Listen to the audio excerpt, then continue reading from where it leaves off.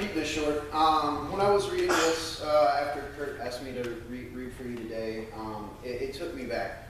I'll give you a little bit of my backstory. I grew up with a drug problem. My parents drove me to church every week.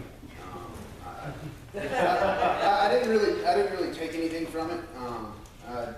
But when I was 15 years old, my grandfather took me to a Promise Keepers meeting at Charlotte Motor Speedway. I guess it was really the first time that I had heard the gospel preached. I was in church, but normally I was just coloring or doing something I probably shouldn't have been doing. But I actually heard it. And there at the end of the message, when they had the altar call, I just felt something grab me by the chest and pull me out of my row, or pull me out of my seat, pull me out of the row, and pull me down to the infield.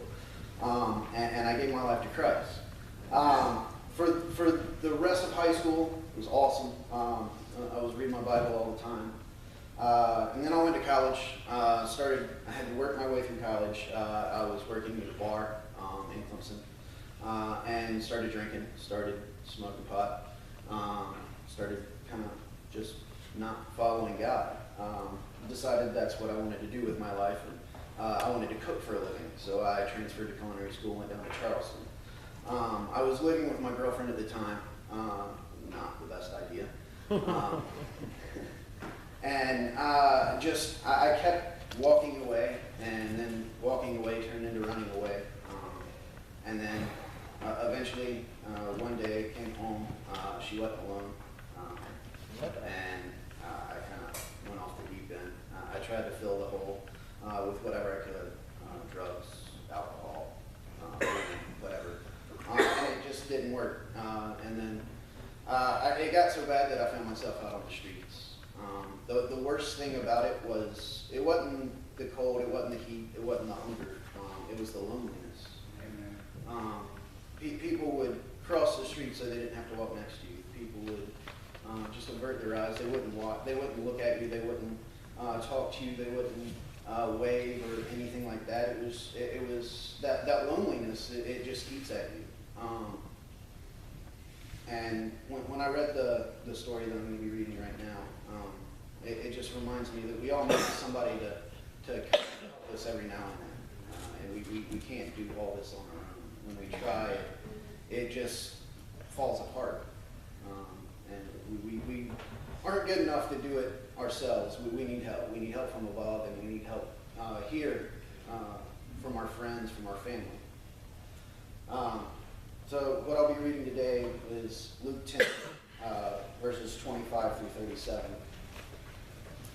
On one occasion, an expert in the law stood up to test Jesus. "Teacher," he asked, "what must I do to inherit eternal life?"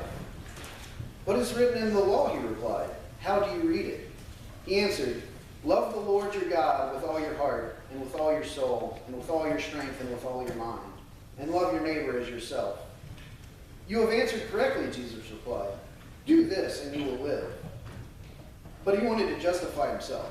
So he asked Jesus, "And who is my neighbor?" In reply, Jesus said, "A man was going down from Jerusalem to Jericho when he was attacked by robbers. They stripped him of his clothes, beat him, and went away, leaving him half dead.